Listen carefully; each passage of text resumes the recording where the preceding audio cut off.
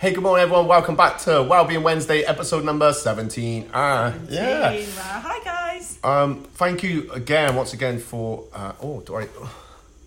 Oh, you already tagged it, so it's coming up on the screen. You've already tagged me. Everyone's like, what are you on about? So, how to improve the quality of life, even when it can seem impossible. Yeah, That's it's pretty really cool, right? It's a really nice one, isn't it? Because sometimes things can seem a little bit grey, a little bit bleak, and obviously. I felt like that this morning, to be honest. Yeah. I got perked up, so that's all good. It sometimes comes in waves, doesn't it? You might be feeling good for a week or two, and then it might be a week where you're feeling a bit blah and a bit meh. But it goes up and down, and it's always good to have a few tips, isn't it? Definitely. Tucked away. As always, I'm teaching myself more than. Yeah, we're teaching Teach ourselves once, learn twice. That's basically, yeah. So you've got a book, and you're going to read something from here. Yeah, I'm reading a book at the moment called "If I Could Tell You Just One Thing" by Reid. So it'll be the wrong way round, but it's "If I Could Tell You Just One Thing," and it's these amazing encounters with remarkable people, and it gives their most valuable advice. So there's a lot of famous people in there. There's some people that I know, there's some people that I don't know, but each one is really giving their story, and if they could give one piece of advice, they give it in a chapter. So it's from their life experience and stuff like that. So it's really quite cool. So you get all of them. Bill Clinton, was it? Yeah, Bill Clinton. And maybe some of his advice wasn't the best, but maybe not him. Maybe not. Joe Malone. Joe Malone. We like that. We like a bit of Joe Malone. Edna O'Brien. Joanna Lumley. Just some really cool people. Alexander McLean. Anthony Bourdain, Lean Mean Grilling Machine Man. Do you remember? Oh, okay, yeah. So some of it is kind of from a business capacity, and some of it's from professional capacity, and some is from more of a holistic capacity. Yeah. So you kind of got a mixture in there. But the one person I wanted to draw our attention to is a lady called Esther Perel. Now, Esther Perel is the world's most renowned relationship therapist, and she is an advisor-in-chief on handling intimacy in the modern age. So I was quite interested about this lady, and she gives her chapter, and she gives her words of wisdom, and then she gives this quote which really stuck out for me. Yep. So I thought I'd read it to you all, guys, and then we can discuss what she says. So basically she says the quality of your life ultimately depends on the quality of your relationships, not on your achievements, not on how smart you are, not on how rich you are, but on the quality of your relationships, which are basically a reflection of your sense of decency, your ability to think of others, your generosity. Ultimately, at the end of your life, if people commend you, they will say what a wonderful human being you were. And when they talk about the human being that you were, it won't be the fact that you had a big bank account. It really won't be.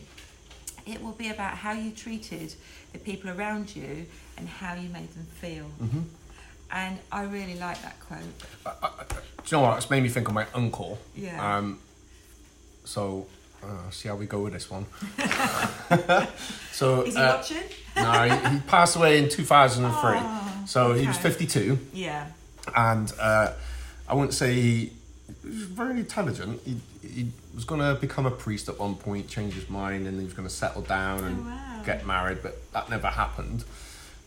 So he died of lung cancer in the end. But within, I've got such a large family, there's probably about 500 cousins, whatever. So anytime I go to Ireland, my uncle Brendan always comes up in conversation. Every single time. You go and see someone else from it, always will come up.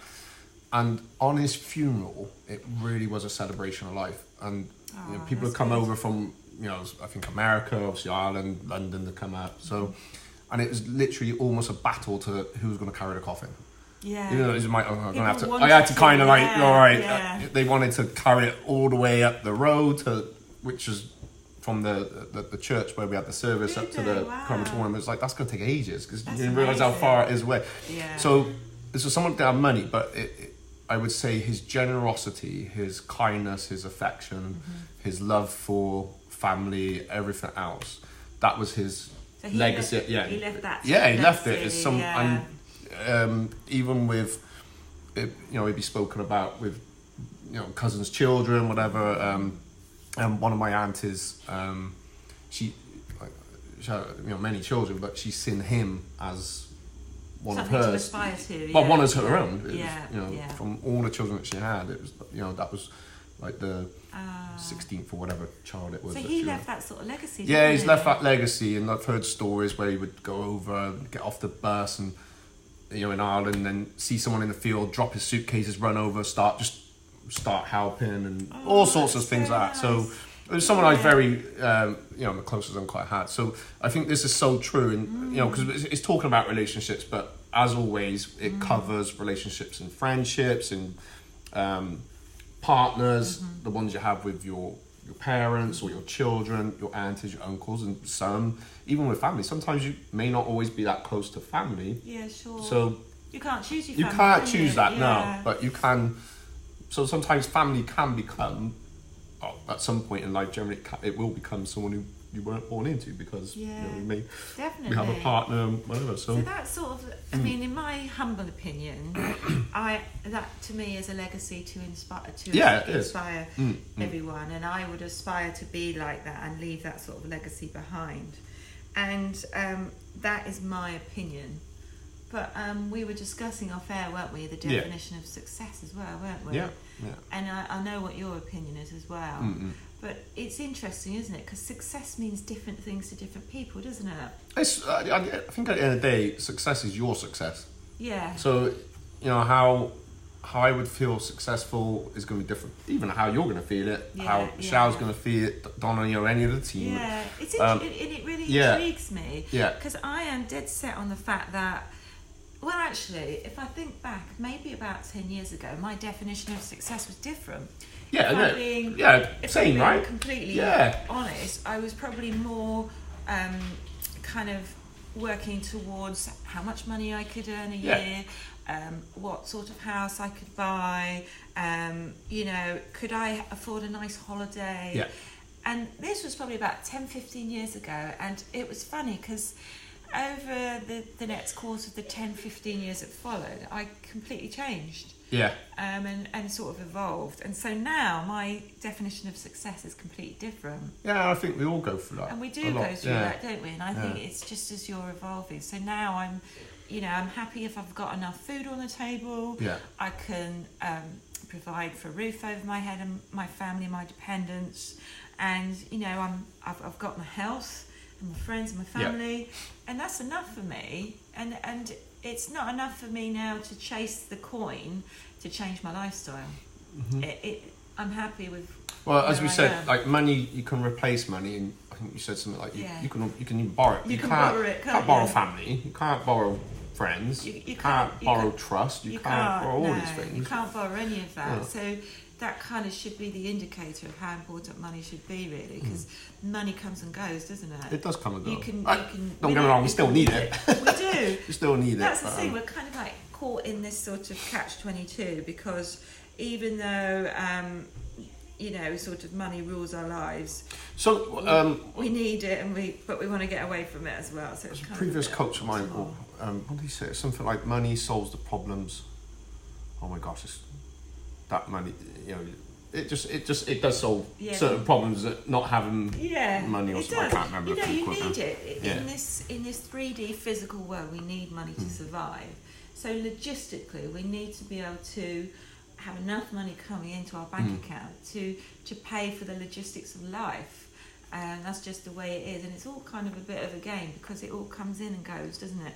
The more money you earn, I find the more money goes out. So you just spend what you earn. Yeah, that's goes back to wherever we may have been conditioned into stuff before, and I think with lifestyle, it just takes that little bit of discipline. Without you still got to enjoy stuff. There are some good books about that and how you can allocate. Where you put the things. So I think the important thing is not to sacrifice your health for money, because I mean that's something you might not necessarily get back. So even if your salary allows you to pay for private healthcare, I mean, what you're pushing yourself in a really hard job to be able to afford the insurance fees for private healthcare, and then you fall ill. Yeah. So it's kind of, you're going forwards and then you're going backwards. So there's just no point. It's kind of like negating it. So really nice to put your health first and realise that's the most important thing. And kind of coming back to the subject, so it's like when things can sometimes seem impossible, and this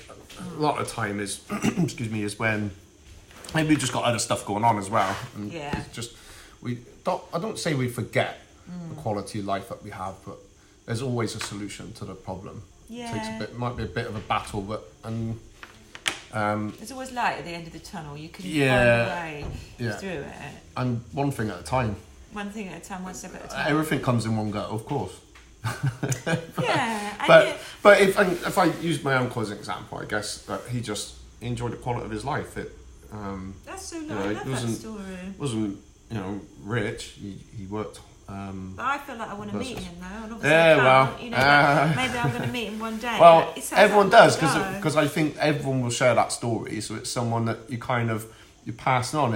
It's someone that anyone that helped bring you up lives within you. Yeah, of course they do. Yeah. So and it's the same with all of us. Anyone that has inspired us at some point. He's living on in you, isn't he? Yeah, exactly. Brothers, sister, cousin. So it passes on, and it's those things, whether they're here or not here, it's a part of our. It's part of you. It's part of our condition and our coming down the genes, isn't it? Yeah, definitely. Coming down the family line. So that's what we wanted to chat about, really. Let us know what your comments are, because we'd be really interested to hear, wouldn't we? Always, what definitely. Your opinions are. I mean, everybody's got a different definition of success. I mean, maybe let us know how you thought about success and the definition of that 10 years ago, how you feel about it now, but also what you think about the relationships around you and the quality of those. I think relationships are so important, definitely. Yeah. Like the people we have around in our life. And we talked about that circle of trust before. Yeah, we did, just a bit of there. It touches on that, doesn't it? And you can feel like sometimes with people we are around, don't confuse safety for trust either. No. Because you can always feel safe if someone's there, but it doesn't mean that's necessarily. It's not always the case. Sure. But I think if anyone is, people to trust is the ones that are going to help you grow and you help them grow at the same time. It should, everyone should evolve. Sometimes we all want different things, but we all be able to evolve, together really. And I think that's sometimes where it goes wrong, and sometimes it just naturally has to come to that. Yeah, naturally. That lifespan is behind that don't help you evolve in a positive way, and that's okay. And because the only thing that's constant in this life is change, and that's the same with relationships. They all change, they then evolve and grow, and they either grow with you or they don't. And you kind of you think, well, okay, that was that chapter, and now you're moving on. So it's all part of life, isn't it? All part of the journey. Circle of life. The circle of life. I like it. The Lion King. There was something else I was going to say. Oh yeah. We are quite lucky. I think it's like we live like kings. Most of us live like kings. If you're watching this, you live like a king because, for one, you're watching this on a phone or a computer, so and an internet connection. You've already got something that someone else hasn't got. Yeah, an internet connection, or you're paying for data somehow, unless you stole it or you borrowed it. But, all right, that's and different. Even though we're, if we feel a bit skint, we're not really skint compared to the third world, are we? No, and. Do you do some travelling? Yeah, quite a bit. I remember being in South Africa. South Africa, Kenya, Dubai. So you must have gone to some of the townships and. Yeah, I mean, India was the one for me, which really was an eye opener. Yeah. I was like, goodness me, we are very privileged where we live. And but the people you met, were they happy? Yeah, mostly. They were just happy with like really simple things. Yeah, because they've got less to stress about. They're not trying to pay off a credit card bill. They haven't got one. So it's just like, I just got to eat today. That's what I found. Food, and they have shelter and somewhere safe to stay. Living in a family or whatever in this small thing. It's almost like the Western world complicates life, doesn't it? It makes it a bit more. I don't know if it's the Western world, because I know my nana would have grown up the same with Would you? Her parents they had 12 kids, so you only got to look at where that is. Think, how do they live in there? Yeah, I'm sure I was actually going back to my cousin. One of my cousins, he said it was about. He counted 19 people living in his house at one point. Did he? That's amazing. amazing. So she's like head to toe both. So we're done. It's just, but imagine how close they all his were mum would as like well. buy his massive bags of flour and bake the bread. They'd be like quickly take. That's so lovely. quite. Imagine how they were all so close as well. They must have had lovely relationships together. Yeah, no, they still are, I guess. Yeah, that's so nice, isn't it? But I mean, it's like we stress about so much. We do. I think we're sort of almost conditioned to be stressed, aren't we? And this is what's killing us. You know, this is really what's making us ill. So we really need to strip it back to basics, and just think, well, actually, what am I getting all the flap about? I need to just stop and appreciate. And and with all the uncertainty possibly in this country at the moment, don't worry about it, man. Chill out. You're right. I just don't turn the TV on. I just find that fixes everything. Yeah, good idea. Just put the test card on with the girl with the chalkboard or whatever it was. All right, guys, thank you so much. We better finish up because you have to shoot off, didn't you? So but it's been great, isn't it? Definitely. Yeah. Thank you for watching. Yeah, thanks, subscribe, make follow. Sure you comment, engage, give us your feedback, and we'd really be interested to find out what you think about the quality of relationships in your life. Yeah, definitely.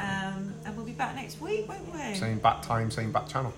Yeah, so thanks very much for tuning in, guys. Take Peace. care. Peace. Bye-bye. Bye.